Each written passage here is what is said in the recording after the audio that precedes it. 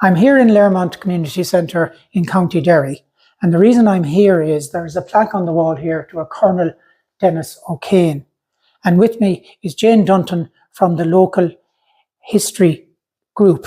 So Jane, tell us about this Dennis O Kane. Who was he and what's the connection with the area here? Dennis O Kane was born about half a mile from here in Trichter Park, County Derry, a townland just across the road from here. He was born somewhere in the early 1800s.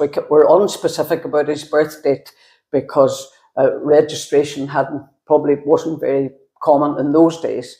Now, Dennis belonged to an O'Kane family called Fadji, probably a corruption of Patrick, or an Irish corruption of Patrick.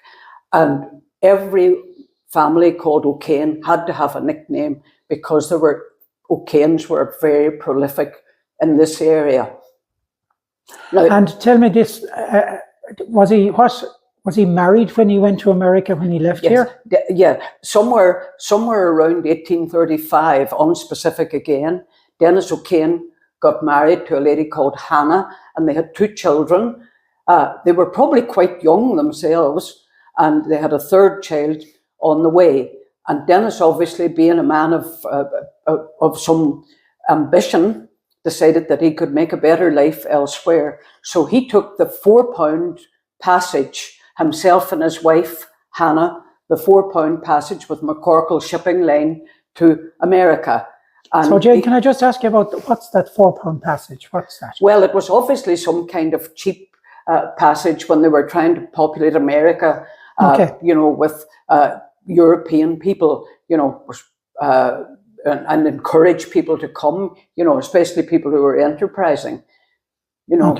So when he got to America, then what did he do in Philadelphia? When he got to Philadelphia, anyway, he must have seen an opening for a bar. He probably would do that among the Irish in Philadelphia. I'm sure it wasn't hard to find a spot. But anyway, that we actually know that he had the bar because we have a picture of a bottle with O'Kane embossed on it. Yeah. Okay. Yeah. So then he ended up in the 69th Pennsylvania. Yeah, that's right. Okay. Obviously, he may have been part of the militia, you were saying before the war. Yeah, the militia, that's right. And then they became the 69th PA. Yeah, so he joined the 69th Philadelphia Regiment and rose to the rank of colonel, which is a source of great pride for us here in Park. Good, yeah, good.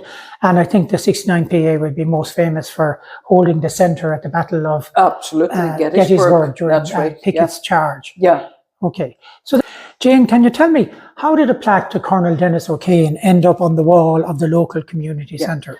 Well, a person from Belfast who obviously belonged to a group who had a great interest in the American Civil War contacted the community centre here, and it was a revelation to us where none of us had known of this Colonel Dennis O Kane at all. And then we had a great evening here on the...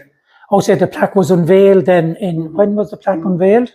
The plaque was unveiled in 2013, and we had an evening here where Michael Higgins, was able to contact and brought to us a group of people from Philadelphia who belonged to a reenactment group, and they had all the uniforms, and they actually had some weaponry, and we had great fun here on a nice evening. The 4th of July. Oh, very appropriate. It's a very auspicious date. Yeah. The 4th of July, 2013. And you were involved, were you here on the day yourself? We were here, that's right. So when you say we, you mean the local history group? The local history group, that's right. Plus a few other people, but it was most enjoyable. And what does it mean to your community to have a plaque to Dennis? Yeah, it means a great deal because we're obviously proud of any of our local people who have gone away or even stayed home and made good, and we're always on there tracking them to see how they're getting on. We published a magazine for some years, and we were able to make contact with a lot of people who have gone away from here and have done interesting things, and even finding out from families about interesting things that their forebears have done, you know, in Australia or the United States or New Zealand or anywhere. So I gather that Dennis's homestead is still here, but it's a ruin at this stage. Yes. Dennis's homestead is still here. Nobody lives there now, but it's in a very, very lovely place, lovely homestead. But there was a big crowd, a big family probably, and there wasn't room for everybody, you know, to make a living. Yeah. Thank you, Jane. Right. Thank you.